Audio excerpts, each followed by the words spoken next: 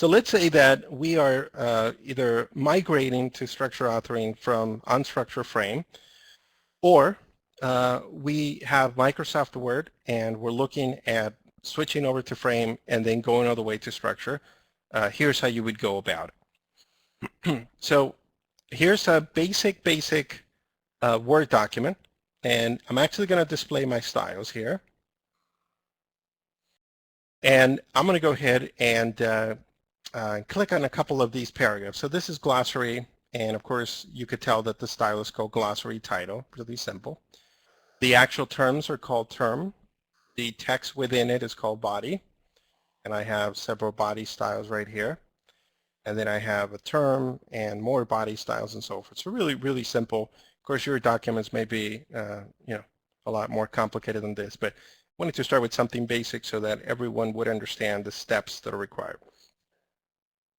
So I'm going to go ahead and close my styles panel. I'm going to close Microsoft Word here. I'm going to come back to frame. And here's what most people do that are switching from Word to frame, and something that I don't recommend you do. But let me show you in case this is what you're doing. I'm going to create a brand new document, and they don't have a template, so they just go to portrait. And that's exactly what they get, a basic portrait document. Just going to turn off a couple things like my rulers. And then what they'll do, probably not knowing any better, is they'll say, well, it must be an import command. So they'll go to File, they'll choose Import, select File, and then they'll go to the file, which is the one that I had open. They'll select the Microsoft Word file, click Import, and of course they get this box. And by the way, not only do we support the older Word formats like Word 2003, but we also support Word 2007 as well. So they'll pick the right version. They'll click Convert. And not knowing any better about this dialog box, they just click Import, and the document comes in. And while it looks, decent enough, there's a problem with this file, and that is that this is known as a text inset. In other words, it's actually a file by reference. And this is not really what you probably meant to do. In fact, you quickly begin to realize that double-clicking doesn't do a whole lot other than to bring this text inset properties box, so that's not the way to go. So there's really no way to just go into the text and start typing away. And that's because you incorrectly use a file import command. So I do not recommend that. Instead, what you want to do is you literally want to go to the File menu and select Open, just as if you were opening a native Adobe FrameMaker file. Really simple as that. So in other words, we don't make a distinction between a Word file and a Frame file. You can just point it to the Word document. You can click OK for that or Open. You can pick the right version of the FrameMaker document, click Convert, and you're going to be able to open up that file. Now, this is a better way of doing it because we actually converted it to a native FrameMaker file. And the way you can tell that is because everything is clickable, highlightable, editable, the whole thing just works. So here is my Word document in Frame, and everything is selectable and so forth. Now, the first thing that people quickly see is these tabs. And you know that Word has this habit, I'm not sure if it's a good habit or bad habit, of every single paragraph having a tab at every half an inch. Now, in Frame, that's really not useful because if you want to set up indentations, you do it the right way, through the indents, through a tab, and so forth. So typically what I do is I'll go into my paragraph designer, and you can open up the basic properties and just uncheck this by clicking twice and then hitting Update All and doing the same thing for all of them, which of course could take you a little bit of time. Perhaps a better approach would be for you to have a template ready, provided you do have a template to work with. And I do have one, so let me go ahead and open it up just to illustrate the idea of a template. So I'm going to open up this template, which I built in preparation for bringing in this document. Notice how it doesn't have any overrides, and if I display my rulers, it doesn't have the tabs. Maybe it has a different fonts and corporate look and feel and so forth. So what I'm going to do is I'm going to switch this over to the unstructured document. And the easiest way to apply the template and therefore remove overrides is through a File Import Formats option, where you pick the actual template that has the latest formats. I would highly recommend that, of course, if it's a real template, you want to pick all the formats, maybe even remove any manual page breaks and other format overrides, and then just hit import. And of course, you will see that there are no tabs. The tabs are removed, and the fonts are better, and the whole thing, no overrides whatsoever. So, of course, if you're just migrating, you probably don't have a template. You can start from that point. But again, I'm just pointing you some of the things that you might have to do right after you import that. Okay, so now that I have my unstructured document, let me close my template, and let's go ahead and get started applying structure to this template here. And what I'm going to do is, the very first step you want to do is to go to the structure tools, and you want to go ahead and select Generate Conversion Table. This is the very first step that you want to do. Now, what this is going to do is this is going to generate a simple FrameMaker untitled document with a single table that is going to expose every single paragraph and characters and system variables and images that you have in this document. So, of course, this one's going to be pretty simple here. But let me go ahead and click Generate. And again, this is going to generate a separate document. It's going to have 3 columns right here. This first column is going to be a list of all of the styles that FrameMaker found in this document. And you'll see these P colon, C colon, G colon, system variable, SV, and so forth. And I'm going to give you a list of, or a link to a PDF that explains all of these in great detail. The second column is going to ask you the names of the elements that you want to use as the wrappers for these elements. So these 2 columns are extremely critical. And then the third column, which is the qualifier column, is the one that is going to allow you to build better structure. For example, you can put H1 in here, H2, and then reuse that somewhere else to build a deeper structure as well. Now, it doesn't matter what you do with this table. As long as you have these 3 columns, you're going to be just fine with it. In fact, I can add a 4th column where I can name it comments for me to document exactly what I'm doing in case I want to come back later and take a look at it, or in case I want to go ahead and share this conversion table with someone else as well. So I can do anything I want as long as these columns are intact. That's the first thing you want to do. Now, the other thing to keep in mind here, and I get this question a lot, they say, well, why is it that Frame is only showing a certain number of styles within my document? And the answer is that in order for us to actually display a style in this table, the style has to exist in the document that you're using to create this conversion table. So the fact that I may have this paragraph, and if I take a look at my paragraph catalog and there's a longer list of available styles, and I only get maybe a short list in the table conversion style, there's nothing wrong that you're doing there. It's just that your paragraph styles have to be applied in the document for them to actually show up. So just keep that in mind there. Now, it is also possible that you can actually add to this table, either by yourself or based on another document if you wanted to. And just to give you an example, let me go ahead and save this document. And I'm just going to go ahead and call it test or conversion table, conversion TBL from multiple. And I'm going to go ahead and open up another document here. So I'm just going to go to File, and I'm going to open up another document. I'm going to open up a much more complicated document here. This one has a lot more styles. So if I wanted to add the styles of this document to that table, I don't have to maintain multiple conversion tables. I can actually do a structure tools and then generate conversion table. But instead of actually generating a new conversion table, what I can do is I can update my existing one. And all I got to do is just make sure that it's open, make sure that it's saved so that I can find it here, and click generate. And what will happen is that's exactly what it'll do. And so, on top of the styles that I had generated from the simpler glossary file, it's actually going to augment that table by adding all the new styles that came from the line of sight intro document. So, all right, so I wanted to show you how you can actually build a conversion table from multiple documents. So let me go ahead and close this now.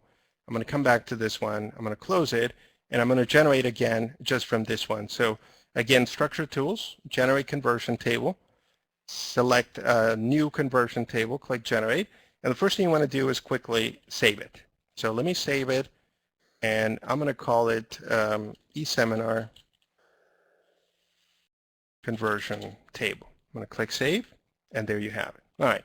Now, if I don't do anything else to this table, I can definitely run my unstructured document through it and end up with a structured document. And let me show you how that works. So I'm going to come back to my unstructured document. I'm going to go to my Structure Tools menu, and now you want to go to Utilities. You want to go to Structure Current Document, and you want to pick the document that has your conversion table. Again, if you don't see it here, is because you haven't saved it. I'm going to click Add Structure, and it's going to say Operation Completed normally. I'll click OK. I get a third document here. So the great thing about doing this is that at no time is FrameMaker going to overwrite your unstructured document, which is good, because you will always get a separate untitled document. Now let's take a look at this. In fact, it is a structure, and we can quickly see that if I go to the View menu and select Element Boundaries as tags, and sure enough, it did its best. And it says, it says no name, then it says glossary title. These are the tags enclosing glossary, and for the EPS it says term and body and so forth. So, it did in fact do what we told it to. And if I display my structure view, I'm actually going to see that in fact I have a glossary title, term, and a body, and another body, and a term, and so on and so forth. Now it's not a very good structure, but again, I'm going to go step by step and show you how we can improve it, how we can enhance it as well. Now there is a problem. Anytime you see something in red, and especially something like a dotted line right here, it tells you that if I were to validate it, this is an invalid structure.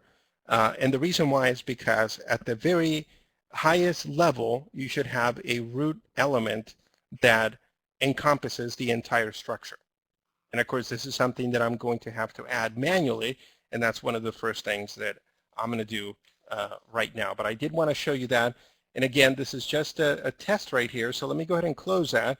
And I'm going to click No to that.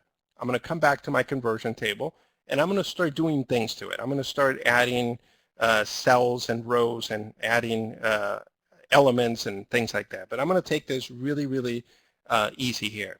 So let me give you an example.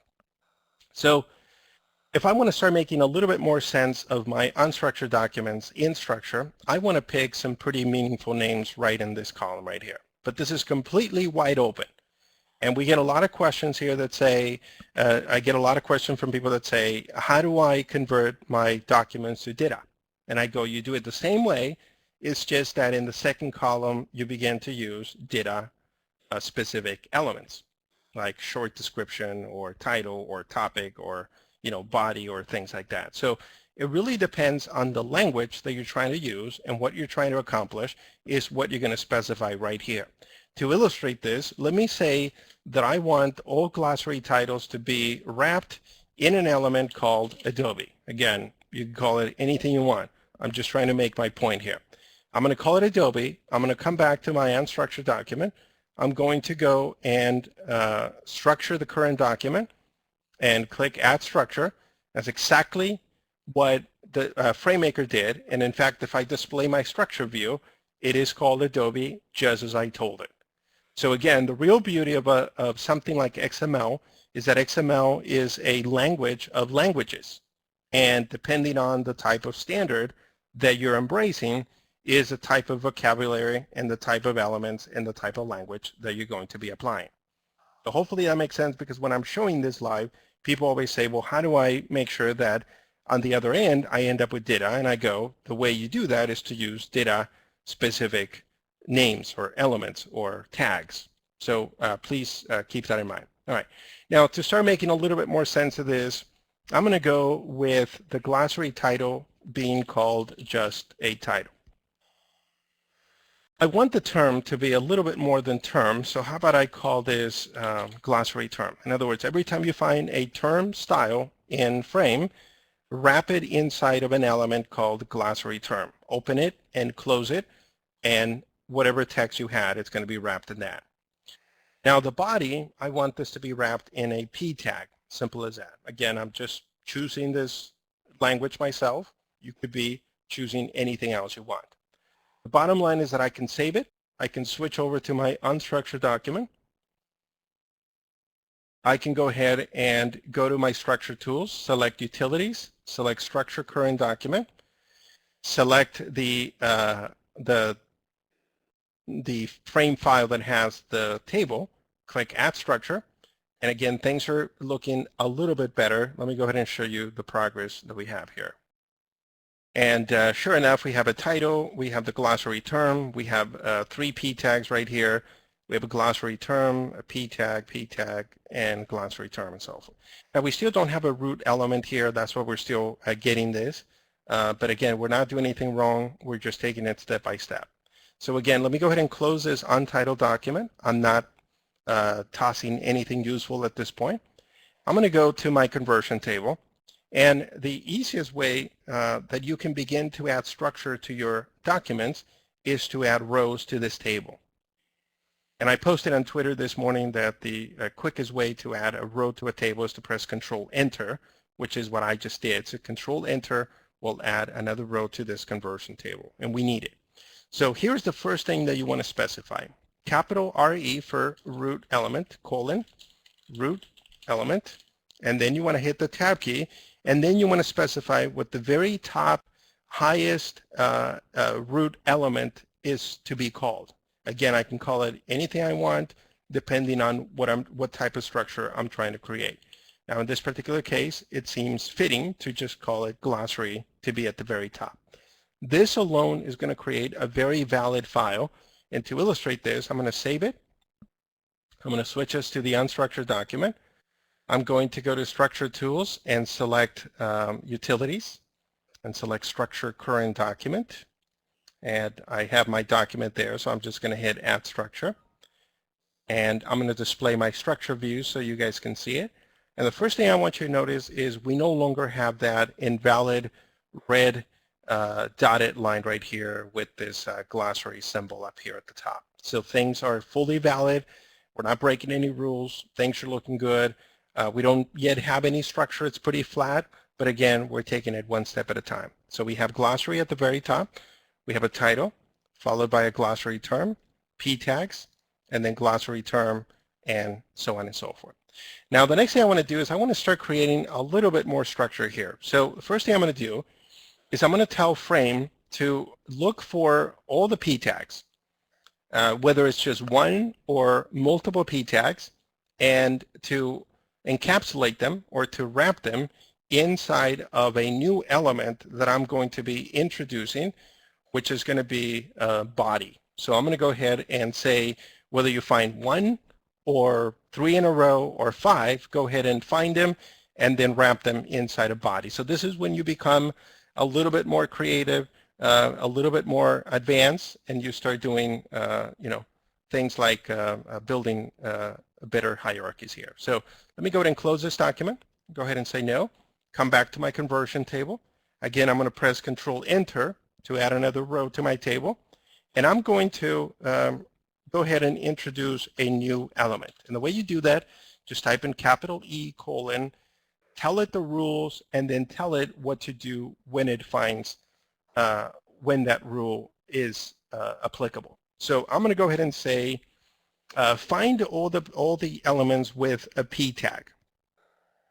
Now the way you start saying find more than one is you start using some specific symbols that FrameMaker understands, and one of those symbols happens to be the plus symbol.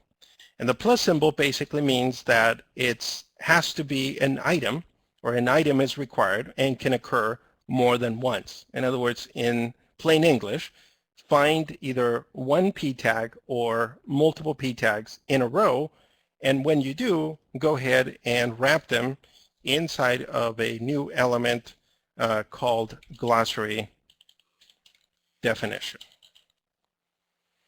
So again, I'm saying find either one or multiple occurrences in a row of the p tag, and let's see what frame does. So let me come back to unstructured, structure tools, utilities, structure current document, and click add structure, and OK. And let's see what we ended up with. So let me open up the structure view. And sure enough, things are beginning to look a lot better. So if you recall, these p tags were actually indented all the way to the left. And so they were part of the flat hierarchy that was just coming from glossary.